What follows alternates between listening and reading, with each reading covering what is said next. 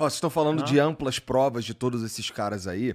Por que então que, vamos lá, a campanha do Bolsonaro não usa mais efusivamente essas provas aí?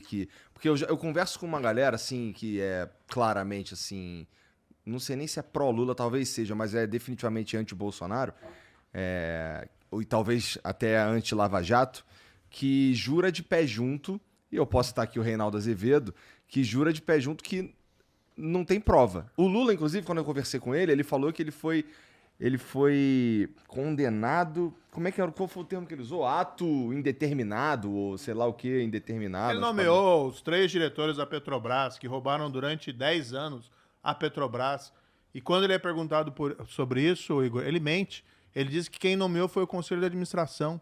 Quem nomeou foi o Lula, só procurar os atos oficiais. Ele mente na cara dura, falando que foi inocentado, que não nomeou os diretores da Petrobras. Ele, inclusive, pelas histórias que a gente tem nos processos, nos relatos, ele insistiu na nomeação do Paulo Roberto Costa. Paulo Roberto Costa, que era o principal diretor envolvido nos crimes e desvios da Petrobras. O Conselho de Administração não queria aprovar o nome dele, ele insistiu, porque era um pedido de um dos partidos que depois foi alimentado por esse desvio de recursos. Documentado isso aí? Documentado nos autos. Tem lá as provas são torrenciais e não foi inocentado. Né? E esses Reinaldo atos fala de assim, nomeação... quase o Reinaldo falava que o PT era uma cleptocracia. Sim, sim. Há pouco sim. tempo atrás. Mudou de opinião. Sabe quando que ele mudou de opinião? Após o impeachment da Dilma.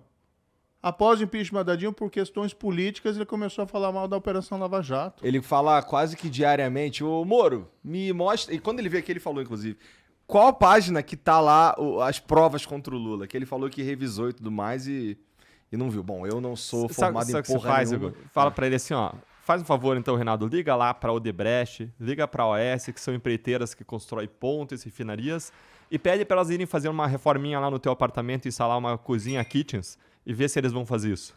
Fala pra ele fazer isso. Se forem fazer, aí eu retiro o que eu disse. Tá. Então tá aí, Reinaldo, ó. Pede lá. Vai ser...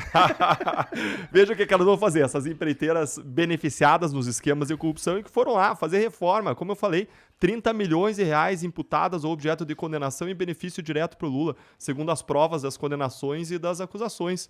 Então, o fato de que o Supremo anulou tudo por uma questão formal não apaga a realidade, não apaga os fatos, não apaga as provas. E como se disse, eu fui processado por ter oferecido uma acusação formal contra o Lula, fui processado por ele. Quem te processou? O próprio Lula. Tá. Ele entrou com uma ação de indenização pedindo R$1 milhão. E na primeira instância o juiz disse balela, o Deltan estava fazendo o trabalho dele. Na segunda instância, juízes técnicos e concursados disseram balela, Deltan estava fazendo o trabalho dele. Aí foi para a STJ, onde ministros colocados pelo Lula e pela Dilma, todos colocados pelo PT, reverteram contra todas as regras do processo. O STJ não podia fazer isso porque ele não podia, por as regras do tribunal, entrar para examinar fatos e provas.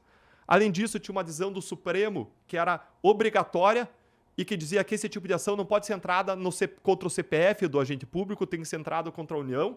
Mas eles passaram por cima de tudo e me condenaram a pagar uma indenização que, com juros, com correção monetária, chegaria perto de R$200 mil.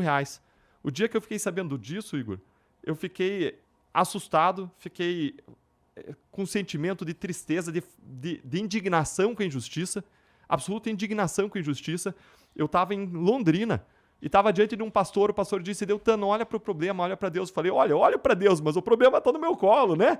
E grandes personagens da história, que são meus heróis de fé, eles sofreram ao longo da história. E aquela noite dessa condenação, fui dormir frustrado, chateado, fui dormir de joelhos, ajoelhado, orando a Deus, pedindo justiça. E se alguém me falasse o que ia acontecer nas horas seguintes, eu diria que era impossível. Eu acordei, peguei meu celular e tinha uma mensagem da minha esposa dizendo, amor, você sabe o que são esses Pix que entraram na nossa conta? Eu fui lá, olhei e falei, não sei quem são essas pessoas, deve ter sido algum engano, elas vão pedir o dinheiro de volta. Só que de repente, Igor, eram 20, 30, 50 Pix entrando na minha conta, 100 Pix, 200 Pix, 500 Pix num dia entrando na minha conta. Pra te ajudar a pagar. As pessoas passaram a procurar, sem eu pedir, o meu CPF na internet, ia usar, testar nos diferentes bancos para ver onde que eu usava o código de Pix e fazer depósito de 20, 50, 70 reais. E aquilo foi somando, no mesmo dia foi a 50 mil reais, 100 mil reais, 150 mil reais, 200 mil reais. 300 mil reais no mesmo dia. E eu fui a público dizer, pessoal, pode parar de depositar. Já passou do valor da indenização e tudo que passar eu vou destinar para crianças que têm autismo ou crianças com câncer. E sabe o que aconteceu? As pessoas continuaram a depositar num ato de protesto contra a injustiça, num ato de solidariedade, dizendo, Deltan, se você está lá na frente, lutando contra a corrupção, lutando pelas nossas causas, a gente está com você.